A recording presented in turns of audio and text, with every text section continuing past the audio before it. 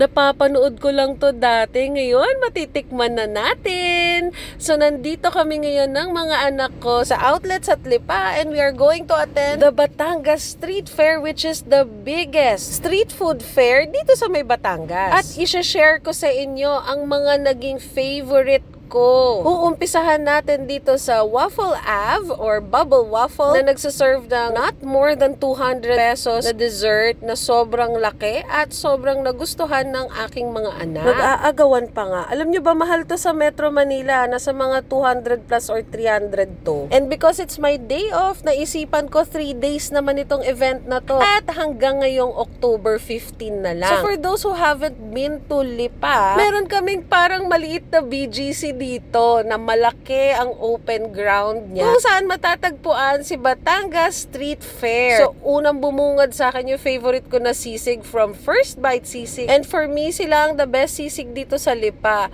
Habang nag-aantay nga ako ng order ko, ay, nakita ko si Jigs TVE. Super lodi. At ayan na mga kamari chef. O, diba? Ang sarap niyan for 119 pesos. Tapos nakita ko si Papa J.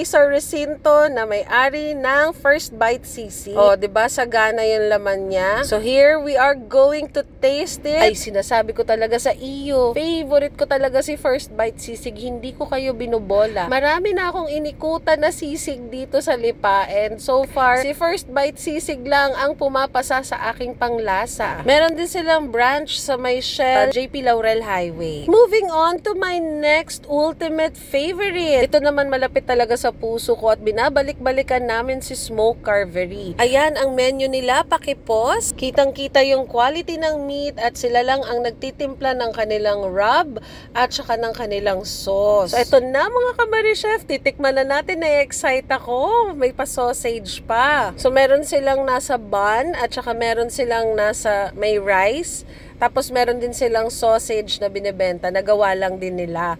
Sobrang sarap mga kamari chef. Next naman na titignan natin na stall is yung hinihila ko ng anak ko dito sa Nudes to Go, which is also our favorite because who doesn't love noodles and siomai? At ang mura lang niya mga kamari chef, 75 pesos lang, busog ka na. Tapos masarap siya, it really tastes good. So pagkatapos namin kumain, syempre, kailangan magkape. So, napakasaya ng activity dito kasi marami kang pagpipilian na kape. Pero, ito yung mga naging favorite ko. So, nandito ako kay Tara Kape. And nagustuhan ko yung Tara Kape signature coffee nila. Ang sarap niya, parang Spanish latte na may halong konting chocolate. Pero matapang siya, manginginig ka sa sobrang tapang ng barako niya. Siyempre, Batangas is known for their coffee beans. Next ay si Brewfix na meron silang branch sa may Maraway near Fiesta Mall, banda doon. So, ayan, ang sarap ng coffee din nila and nagustuhan ko siya, lakas maka Starbucks. At ang saya naman ng mga drum beats, napapaindak si Marie Chef. Next naman na susubukan natin, ito namang caramel cream na nagustuhan din ng aking daughter.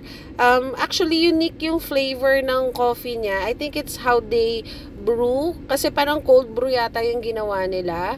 Sobrang sarap mga kamari chef. Pati yung cream and the caramel na sila lang din ang gumawa. O, kape now, palpitate later! So, after kong masarapan dito at nanginginig-nginig na ang aking mga nerves, itatry naman natin ang local cafe or local cafe. And iba naman yung style nila ng pagbubrew ng coffee. Naaliw-aliw ako sa paglagay nila ng coffee beans, tapos sa sprayan ng water, tapos lalagay sa coffee grinder, at ayan na yun, nakagawa na sila ng espresso.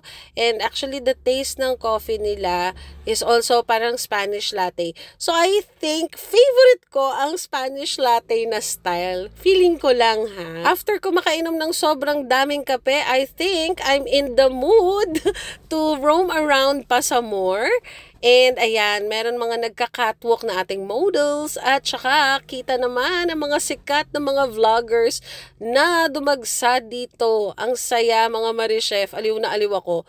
Mega fangirling mode ako. So meron tayong takoyaki, meron din tayong mga fresh lumpia.